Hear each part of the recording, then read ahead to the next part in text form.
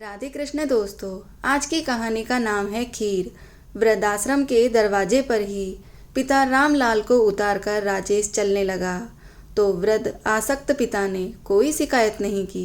बस आंसू भरी आंखों और रुंधे गले से हमेशा की तरह सदा खुश रहो बेटा का आशीष जरूर दिया, जिसे सुनने के लिए बेटा राजेश रुका ही नहीं। तुरंत कार स्टार्ट करके घर वापस आ गया। घर पहुंचकर जैसे ही अंदर आया, पड़ोस के मोहन अंकल, जो पिताजी के बचपन के दोस्त थे, उनकी आवाज़ सुनाई दी। अरे भाई रामलाल, कहाँ हो भाई? लगता है अब तेरा कान भी कमज़ोर हो गया है, इलाज करवाना पड़ेगा। देख, आज तेरे लिए तेरी मनपसंद खीर लाया हूँ। दांत नहीं है ना तेरे?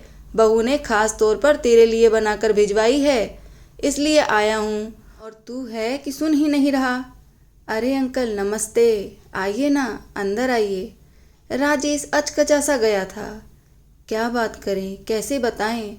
नहीं बेटा, बैठूंगा नहीं, बस यह खीर रामलाल को खिलाकर चला जाऊंगा।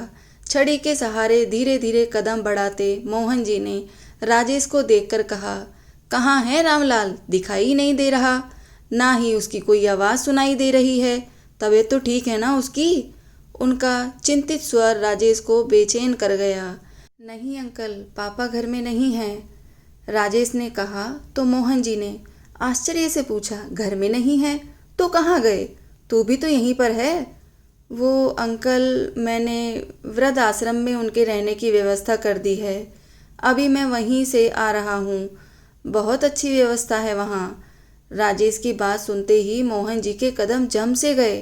वृद्धाश्रम? राजेश, तू रामलाल को अपने वृद्ध पिता को खुद वृद्ध आश्रम में अकेला छोड़ आया? सदमा सा लगा था उन्हें सुनकर।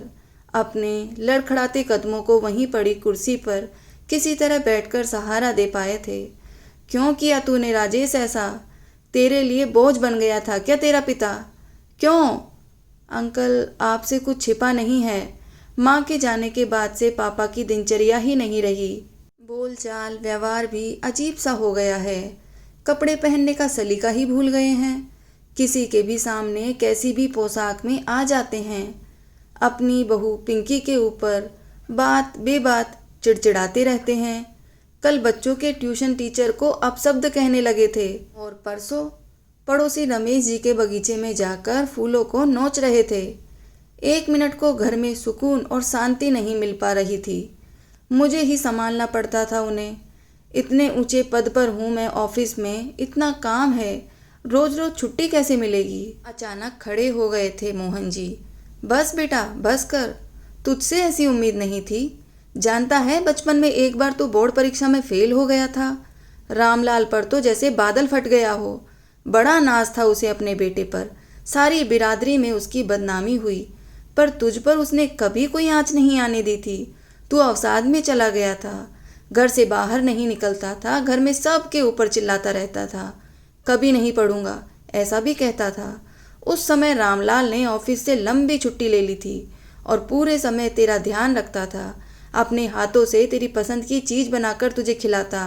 किसी से मिलता जुलता नहीं था, सिर्फ मैं ही था जिससे वह अपना दुख सुख बांट लेता था। मैं समझाता था उसे, अरे रामलाल, इतना पागल मत बन पुत्र मोह में, तेरी नौकरी छूट जाएगी। तेरा लड़का बिगड़ गया है तेरे इसी लाड में। उसको डांट फटकार लगा। तब वह बहुत विश्वास से कहा करता था, नहीं राजेश मेरा बेटा है, यह कभी गलत नहीं कर सकता। अभी बच्चा है, गलती हो गई, सुधर जाएगा। देखना, एक दिन मेरा नाम रोशन करेगा। नौकरी का क्या है, मुझे फिर कोई सी नौकरी मिल जाएगी, पर मेरा बेटा खो गया तो? अभी मेरे बेटे को स्नेह और ख्याल की ज़रूरत है। दिन रात एक कर दिया था उसने। रात रात भर तेरे बिस्तर के पास बैठा करता था, कहीं कोई गलत कदम ना उठा ले तू। तब तो उसने तुझे किसी सुधार गृह में भेजने की कल्पना भी नहीं की, और उसी की तपस्या त्याग से ही तू आज सफलता के इस मुकाम पर खड़ा है। सोच, अगर उस समय उसने तेरी पढ़ाई छुड़वा दी होती और तुझे इस रास्ते बिगड़ने के लिए छोड़ दिया होता, जैसे तू आज कर रहा है। अरे बेटा, आज तेरे पिता को, मेरे दोस्त को तेरी मेरी सख्त ज़रूरत है। राजेश की स्थिति मानो काटो तो खून नहीं वाली हो गई थी। अंकल माफ़ कर दीजिए, चलिए पापा को वापस घर लेकर आते हैं। आप भी चलिए, अकेले मेरी हिम्मत नहीं है। वृद्धाश्रम के अंदर रामलाल सोच नहीं पा रहा था अब किसके लिए जीऊं। तभी रामा ए राम सुनकर लगा स्वप्न देख रहे हैं। अरे मोहन, मोहन तू यहाँ?